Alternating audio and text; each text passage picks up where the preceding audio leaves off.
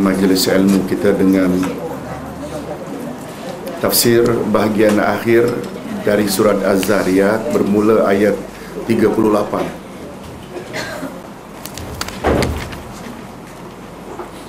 Hadirin dan hadirat sekalian, di antara kandungan Al-Quran ialah kisah tentang umat-umat terdahulu.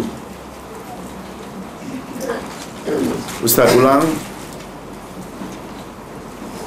Di antara kandungan Al-Quranul Karim adalah kisah tentang umat-umat terdahulu dengan rasul mereka masing-masing.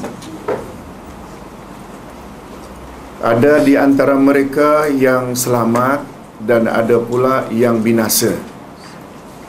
Yang selamat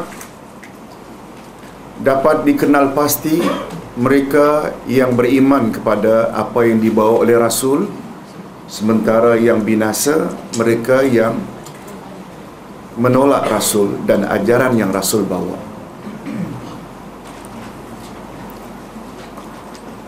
Faedah atau hikmah cerita-cerita itu Allah masukkan dalam Quran supaya dapat diambil sebagai pengajaran bagi umat akhir zaman, umat Nabi Muhammad sallallahu alaihi wasallam, mana cerita yang membawa kebaikan kita perlu ambil, mana perkara-perkara yang diceritakan oleh Quran yang boleh membawa kebinasaan, sifat itu kita perlu jauhi, tinggalkan. Itu dia matlamat kisah-kisah yang tercantum di dalam Al-Quran. Termasuk tak kisah tentang Luqman mendidik anaknya? Itu paling jelas. Nah, setelah kita bahas sebelum ini kisah tentang Nabi Ibrahim dan Nabi Lut, kita akan jumpa pula 4 rasul lagi setelah ini. Kita terus saja dengan ayat 38, iaitu tentang Nabi Musa dan Firaun. Dan juga pada Musa terdapat tanda-tanda kekuasaan Allah ketika kami mengutusnya kepada Firaun dengan membawa mukjizat yang nyata. Hadirin dan hadirat, dari semua rasul, Nabi Musa lah yang paling banyak mendapat mukjizat dari Allah. Ada 11 paling kurang.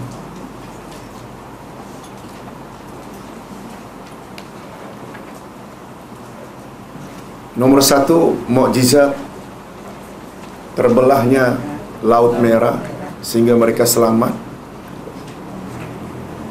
Berikutnya mukjizat Taurat. Berikutnya mukjizat pukul tongkat pada batu keluar 12 mata air. Karena Bani Israel ada 12 kabilah. Setiap kabilah dipimpin oleh seorang lelaki dari anak Yakub. Yakub ada 12 anak laki-laki, dan setiap laki-laki itu memimpin satu kabilah, supaya jangan berkelahi ketika mereka dilanda kemarau. Lalu Allah buat untuk mereka setiap satu ada sungai sendiri. Hebat tak? Di padang pasir, kalau mereka bepergian, mereka tidak kena terik matahari karena senantiasa dinaungi oleh awan. Selain itu, mereka juga tak payah-payah cari makanan turun dari langit, hidangan manna dan salwa. Oh, macam-macam.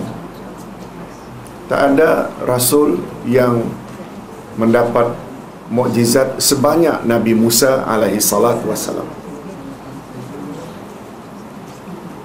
Dan Musa sendiri ada kelebihan yang tak ada pada Nabi yang lain, iaitu boleh bercakap directly dengan Allah. Hadirin dan hadirat rahimakumullah.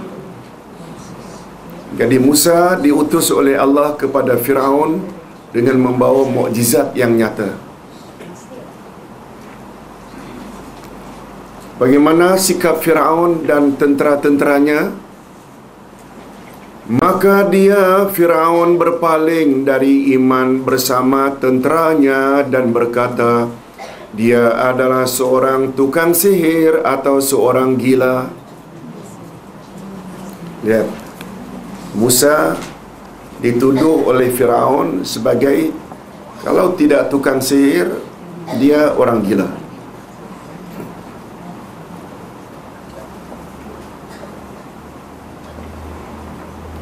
Antara sihir dengan orang gila,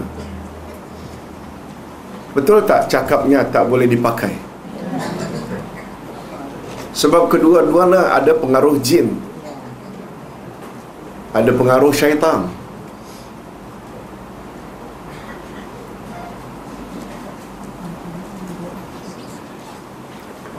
Mengapa gila dipanggil Majnun?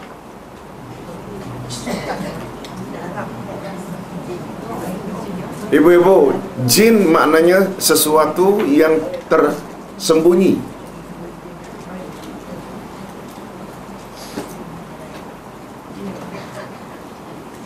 Jadi bila akal seseorang itu tersembunyi, dia dipanggil Majnun. Oleh sebab itu, mengapa baby dalam perut ibu dipanggil janin? Janin, Majnun, jin, akar katanya sama, iaitu sesuatu yang tak nampak. Oh, tetapi ustaz kan dalam ilmu moden dah nampak, dah melalui scan. Dah, ini sekarang. Tapi pada asalnya tak nampak. Itu sebabnya dipanggil janin. Jadi sihir penyebabnya kerjasama manusia dengan jin. Begitu juga Majnun juga boleh disebabkan oleh karena jin. Begitu komen ulama tafsir. Baik, yang jelas sama ada tukang sihir atau orang gila, cakapnya tak boleh dipakai. Itu sebabnya mereka, mana-mana umat terdahulu, tuduhan mereka kepada Rasul selalu, kalau tak tukang sihir, gila.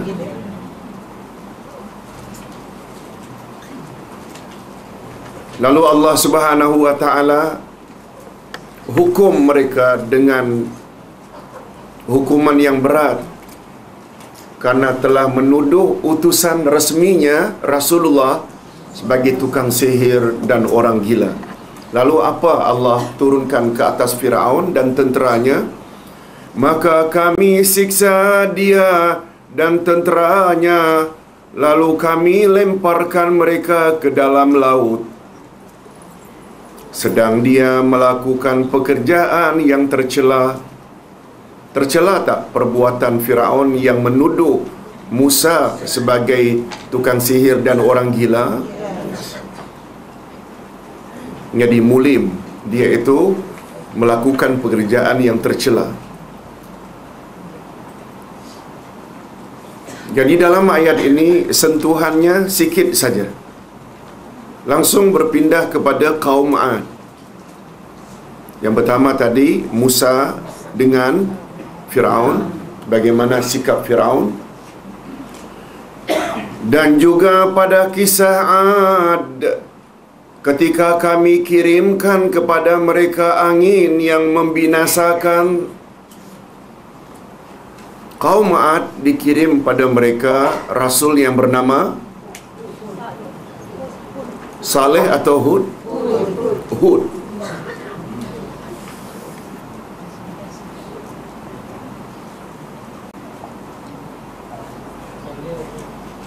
Saleh atau Hud? Hud. Samud baru Saleh. Dulu Ustaz ada sebut cara mengingatnya supaya jangan lupa. Hud, Ad, Samud, Saleh, SS. Kita selalu keliru.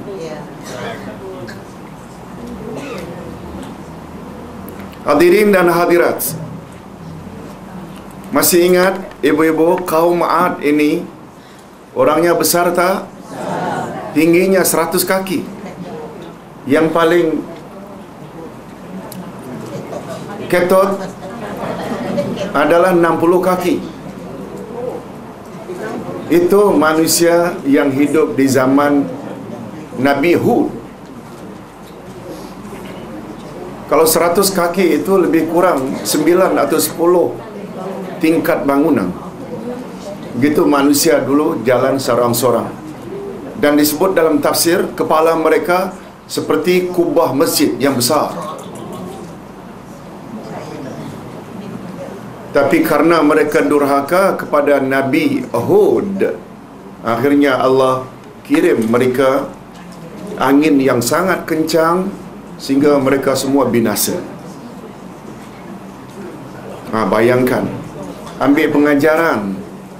Kalaulah manusia sebesar 100 kaki saja boleh hancur, macam mana yang hanya 5 kaki, 6 kaki?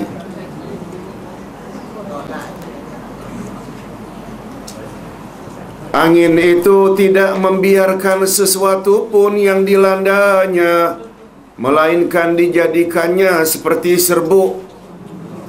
Iaitu manusia setinggi 100 kaki akhirnya berderai macam serbuk. Ini semua kuasa siapa? Kuasa Allah. Berpindah pula kepada Samud. Dan pada kisah Samud, rasulnya siapa tadi? Saleh.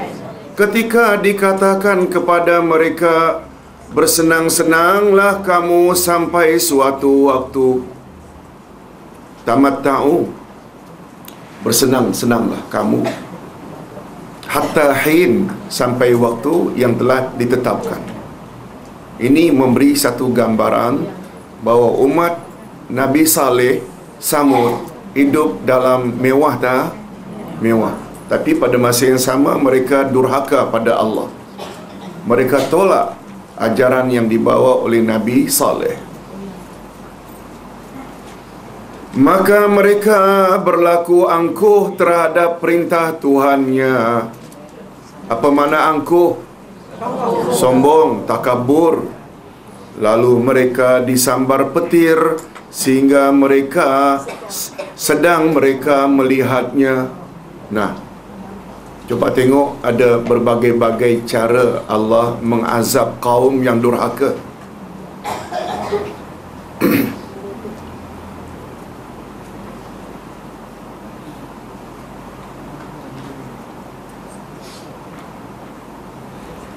Maka mereka berlaku angkuh terhadap perintah Tuhannya, lalu mereka disambar petir sedang mereka melihatnya. Itu sebabnya kata ulama tafsir,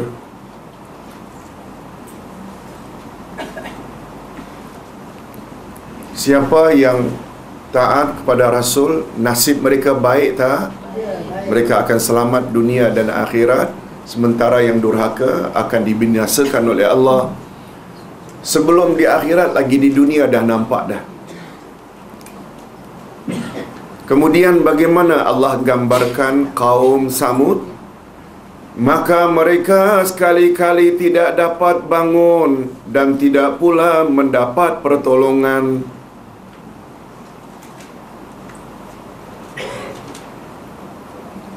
Sebab yang mampu menolong mereka siapa? Allah sahaja. Sekarang Allah mereka durhaka, Rasul mereka durhaka. Nah, satu lagi, dah 3 tadi, Musa, Hud dan Saleh. Dan kami membinasakan kaum Nuh sebelum itu. Nah, sebelum Musa, Ibrahim, Lot, Hud dan Saleh, sebelum itu Nabi Nuh. Itu sebabnya Nabi Nuh alaihi salatu wassalam dalam urutan Rasul, beliau adalah Rasul yang pertama. Dalam urutan Rasul, Nuh atau Adam rasul pertama? Mengapa Nuh? Mengapa Nuh? Yes, karena Nuh orang pertama yang memiliki umat. Sedangkan Adam hanya memiliki isteri dan anak cucu. Orang yang apabila dapat wahyu untuk dirinya dan ahli keluarga namanya Nabi. Nabi Adam tidak punya umat. Adam hanya ada anak cucu. Nah, orang pertama yang memiliki umat adalah Nuh. Oleh sebab itu, Nabi Nuh dipanggil Rasul pertama. Ini diperkuatkan oleh hadis sahih riwayat Imam Bukhari.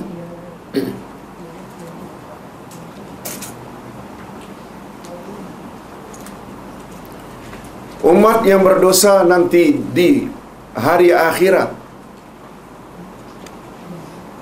ramai-ramai datang pada Adam. Apa kata mereka? Ya Adam, engkau adalah datuk kami, daripada engkau kami berasal. Oleh sebab itu berilah kami syafaatmu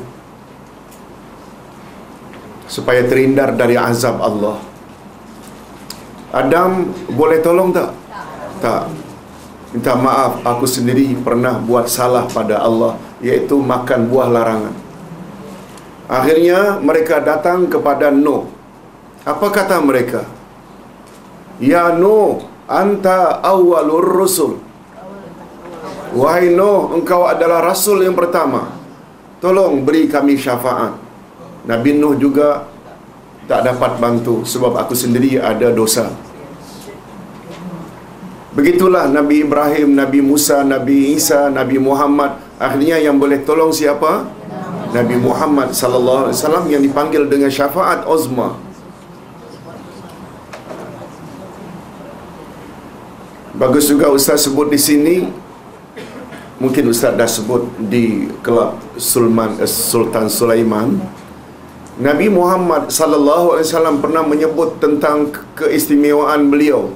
Kepadaku telah diberi 5 perkara yang tak pernah Allah beri kepada umat sebelumku.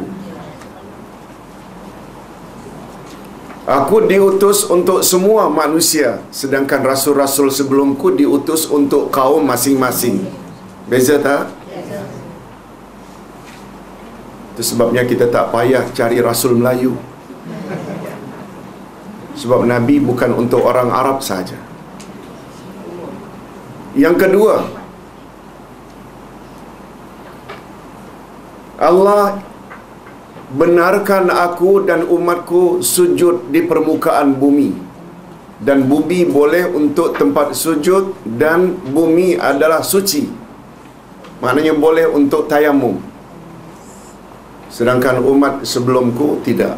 Mereka kalau beribadat, kalau salat mesti dalam rumah ibadat, tak boleh di luar. Dah 2.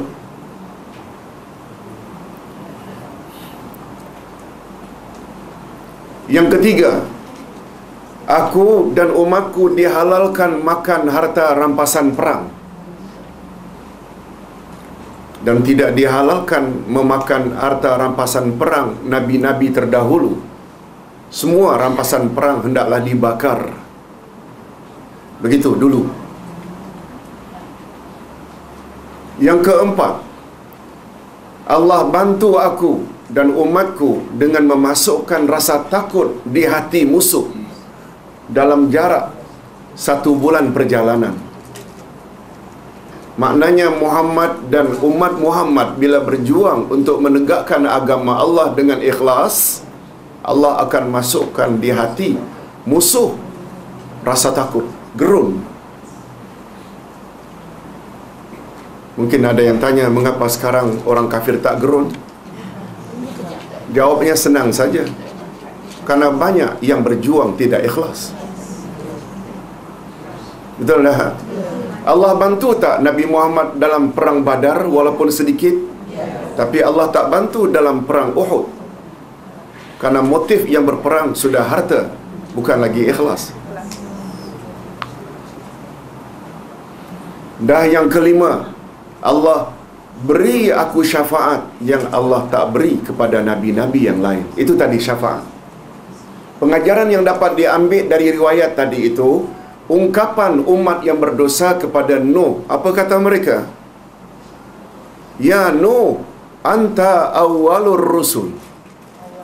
Maknanya engkau adalah rasul pertama. Betul tak? Itu menguatkan lagi, selain sebabnya memang Adam yang hidup walaupun sebelum Nuh, tapi beliau tidak ada umat. Sedangkan definisi rasul pula, orang yang dapat wahyu selain untuk dirinya dan keluarga, juga untuk umatnya. Dan orang yang mula-mula punya umat adalah Nabi Nuh alaihi salatu wassalam. Kita teruskan.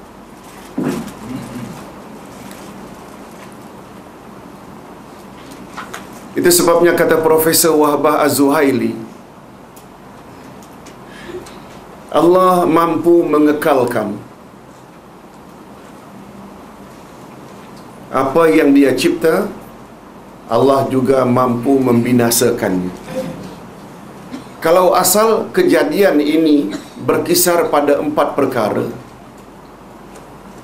Allah juga boleh binasakan melalui 4 perkara ini. Apa dia 4 perkara? Air, tanah, angin dan api. Betul tak, Mak? Air, angin, tanah dan api.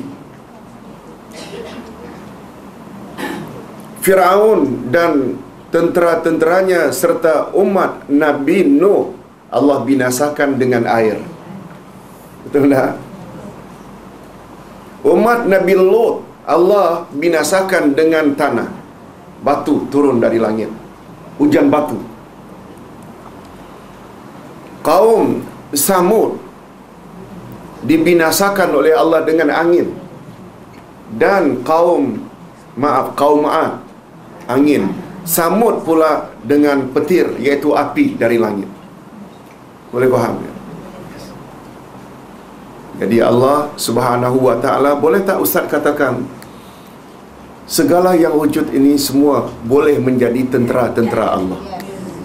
Termasuk tak api, air, angin, semuanya itu tentera-tentera Allah. Tinggal Allah arahkan saja. Innama amruhu iza arada syai'an ayaqula lahu kun fayakun. Oleh sebab itu, wahai para penguasa dunia, jangan terlalu sombong. Allah boleh binasakan kamu sekelip mata. Betul tak? Sekelip mata. Subhanakallahumma wa bihamdika asyhadu an la ilaha illa anta astaghfiruka wa atubu ilaik. Assalamualaikum warahmatullahi wabarakatuh.